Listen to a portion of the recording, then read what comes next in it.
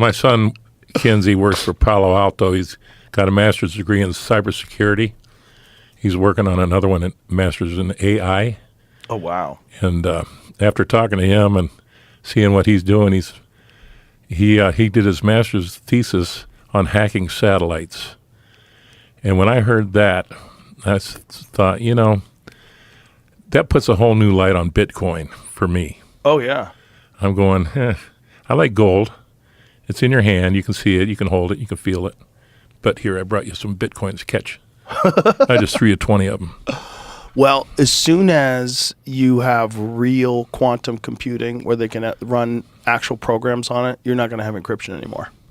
Or you're going to have some new kind of encryption that we never anticipated before, that like maybe you turn on and off. And it's going to have to be something that the computer doesn't have access to somehow or another, maybe possibly like independent of a system. But independent of a system, how would it even communicate with you? If it's electronic, if it has Wi-Fi, like it's going to get into it. You're not going to be able to stop something that's infinitely more intelligent than any human being from deciphering any kind of goofy ass encryption you have, some stupid Apple complex password that it picked for you.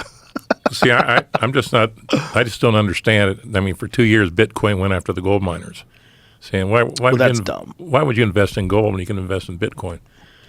So I don't have a problem with Bitcoin. I mean, the guys that are making money on it are making bank. They're doing great. I'm telling you, we need a boneyard. We need a boneyard coin. We do. How about a boneyard coin? Just don't do a pump and dump. That's the key. You can have your own money. Can we make it out Jamie of... and I have been talking about it. Can we make it out of gold? Real ones? Yeah, you could. 1 pennyweight coins. There's 20 pennyweights in an ounce. And there's an opening right now because Trump just banned the penny. It's about time.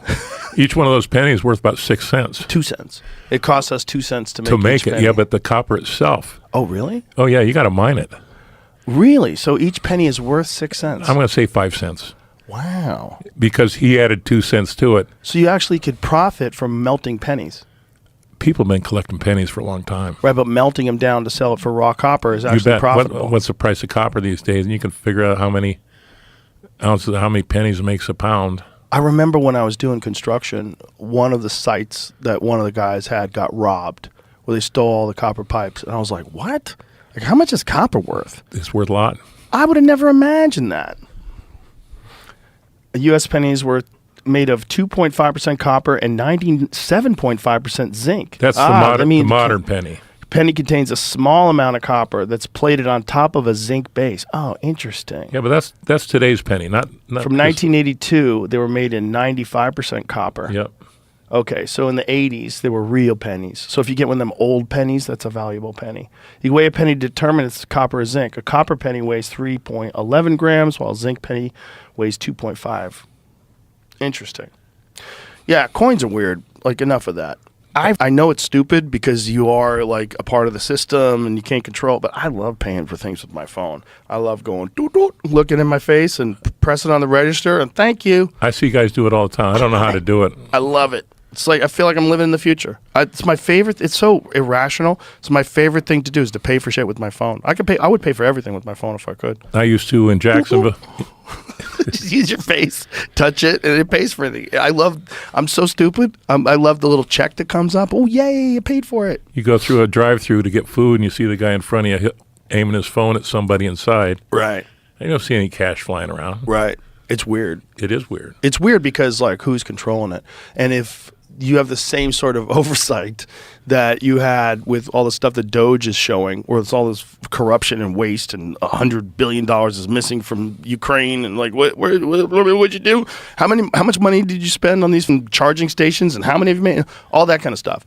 If you look at if that's all applied to money too, and it's digital money, like, how do I know where you have it if you even have it, right? Because this is part of the problem with money in banks, that they don't really have all the money that you put in there. Like, if you put in $10 million to a bank, guess what? They don't have $10 million to give you. Like, if you say, I want my $10 million back, that's a process. Yeah. Like, you have to get it. They're going to really try to discourage you. You can't get it that day. There's going to be a lot of things have to happen. If you show up at a bank and you're from Jeff Bezos or something where they're not worried about where it came from, and you want to deposit $10 million and you have a bag and you're wheeling in on like a luggage cart and it's $10 million and they count it and they put it in there. Yeah, but it's not there anymore. They're going to loan that out. They're going to do stuff with it. They don't have it right there. Yeah. No, it's all. So it's all weird. Like the whole economy is weird. Everything's weird. Because since we went off the gold standard, it's like, what is it based on?